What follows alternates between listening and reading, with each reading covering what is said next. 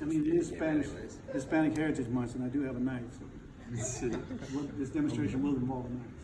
All right. Okay, so here, hold it. Now, just where sexual, are you guys recording this? Okay. No. I mean, that's fine. Just where sexual sins are concerned, just sexual sins, how many, this represents sexual sin, hold on. How many should I wrap him up? He's the average guy. How many times should I wrap him up? 4, 30 or 40. In a lifetime? Oh. You don't have Once? Okay, so what happens, if I were to tie this off, there's a good chance he can break this because this fibrous rope type of thing, you break it. But the reality is, the truth is, how many sexual sins do we have in our life? Hundreds, if Hundreds? not more. Thousands, I don't know. I mean, what kind of sexual sins? What is sexual sins? Where do we get it from? Porn, masturbation, sexting. What about music? What else? Books. Movies, commercials, songs. What else? What about sitcoms? Dude, I almost turned off Boys. I was watching Boys because you guys seen Boys on Amazon? Oh, yeah. I've heard of it. There was a scene that came on yesterday. I was like, man, I'm almost done with this. This dude is weird. It was almost too weird for me. It was almost too weird for me. And so basically, how many times is this situation getting better or worse? Worse. And this is bondage.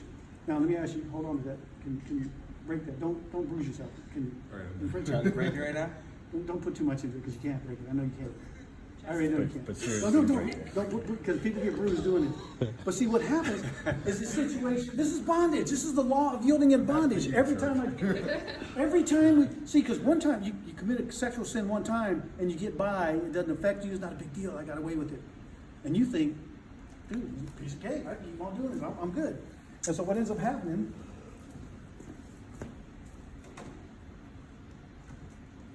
Okay, so what's the dilemma here? His situation got bad, yes? Yes. So now, how's he going to get out of this? See, this is the law of yielding in bondage. It says whatever you yield to, you're going to become a slave to it. And so if he's yielding to a bad sexual habit, you become enslaved to it and you can't get out. Likewise, I could put a positive spin on this and say, let's say this was godliness, godly works that he was doing. Soup kitchen, ministries and things like this, right? Bible studies and discipleship. And then he becomes a slave to God's stuff, which is good, all right? Good or bad. So what ends up happening, he's in trouble.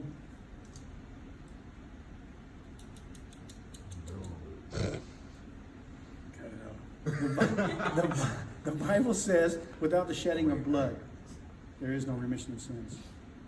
So we've got the shedding of blood. No, if Jesus shed his blood, the only way to get out of this kind of bondage is through Jesus Christ. Seriously. And so what we do, we say, Lord, I screwed up. I know I screwed up. Lord, forgive me, forgive me, forgive me. And what ends up happening, that's what we get free. That's the only way to get free. But that's the law of yielding in bondage. Does that make sense? Yes. Thank you. Okay, so